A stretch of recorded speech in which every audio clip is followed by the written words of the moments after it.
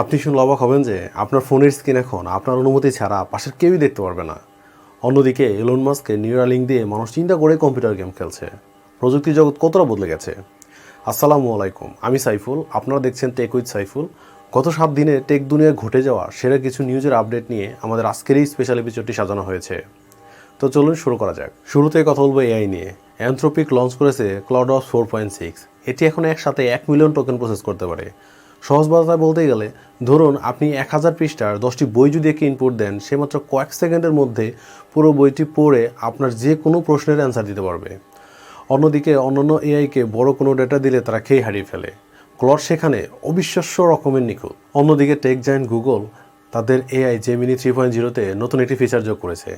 সেটি হচ্ছে মেমোরি। অর্থাৎ জেমিনিতে এখন মেমোরি ফিচার যোগ করা হয়েছে। এটি আপনার পছন্দ অপছন্দ মনে রাখবে। আপনি যদি কখনও জেমিনিকে বলেন যে আপনি কোডিং করেন, তাহলে দেখবেন জেমিনি নিজে থেকেই আপনাকে কোডিং রিলেটেড সলিউশন দেওয়া শুরু করবে। চলুন এখন মোবাইল ফোনের আপডেট সম্পর্কে জেনে নেওয়া যাক। বর্তমানে সবচেয়ে আলোচিত নিউজ হচ্ছে স্যামসাং তাদের S26 আলট্রা ফ্ল্যাগশিপ ফোনে শিল ডিসপ্লে আনতে যাচ্ছে। অর্থাৎ আপনি যখন আপনার ফোনের ডিসপ্লে দেখবেন তখন একদম ক্রিস্টাল ক্লিয়ার দেখতে পাবেন, কিন্তু কেউ যদি আপনার পাশ থেকে 30 বা 45 ডিগ্রি অ্যাঙ্গেল আপনার ডিসপ্লে দিকে তাকায়, সে শুধুমাত্র একটি ব্ল্যাক বা ঝাপসা স্ক্রিন দেখতে পাবে। সবচেয়ে মজার ব্যাপার হলো এটি সবসময় অন থাকবে না। আপনি আপনার সেটিং অথবা কুইক মেনু থেকে এটি অন বা অফ করতে পারবেন। তবে এমনও শোনা যাচ্ছে যে ফোনের ফ্রন্ট ক্যামেরা যদি সেন্সর করে যে কেউ আপনার ডিসপ্লের দিকে উকি দিচ্ছে আপনার পেছন থেকে অথবা আপনার পাশ থেকে, তাহলে এটি অটোমেটিক্যালি শিল ডিসপ্লে মোড অন করে দিবে। কি মজার ব্যাপার, তাই না?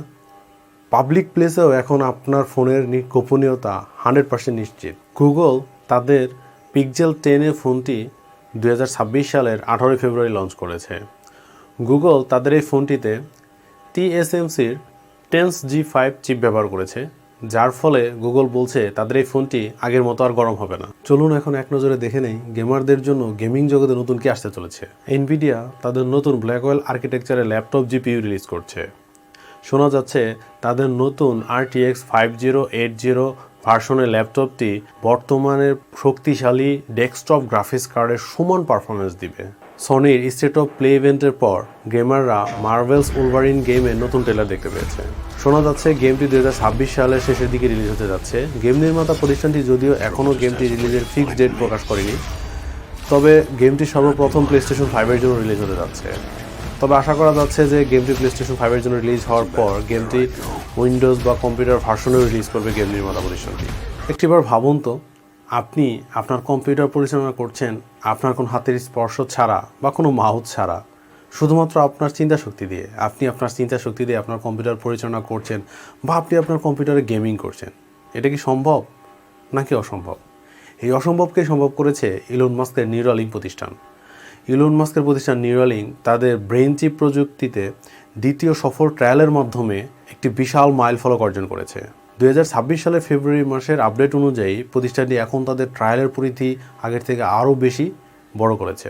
2024 সালের মাঝামাঝিতে দ্বিতীয় মানুষের মস্তিষ্কে নিউরালিঙ্ক চিপ বসানো হয়। সেই ব্যক্তিটির নাম ছিল অ্যালেক্স। সার্জারির মাত্র 5 মিনিটের মধ্যেই অ্যালেক্স তার চিন্তা শক্তি দিয়ে কম্পিউটারের কার্সর নিয়ন্ত্রণ করতে সক্ষম হয়। তিনি প্রথম দিন থেকে কাউন্টার স্ট্রাইক 2 এর মতো হাই স্পিড অ্যাকশন গেম খেলা শুরু করেন। এমনকি তিনি ক্যাট সফটওয়্যার ব্যবহার করে একটি 3D মডেলও ডিজাইন করেন, যা পরবর্তীতে 3D প্রিন্টও করা হয়। এটি প্যারালাইজড রোগীদের জন্য এক বিশাল আশীর্বাদ। প্রযুক্তির এই দ্রুত পরিবর্তনের মধ্যে কোন নিউজটি আপনার কাছে সবচেয়ে সেরা মনে হয়েছে অবশ্যই কমেন্টস করে আমাদের জানাবেন। আর ভিডিওটি ভালো লেগে থাকলে অবশ্যই একটি লাইক দিন এবং নিয়মিত উইকলি টেক আপডেট পেতে টেক উইথ সাইফুল চ্যানেলটি সাবস্ক্রাইব করে বেল আইকনটি প্রেস করে রাখুন। দেখা হবে পরবর্তী ভিডিওতে। সেই পর্যন্ত সকলেই ভালো থাকুন, সুস্থ থাকুন। আল্লাহ হাফেজ।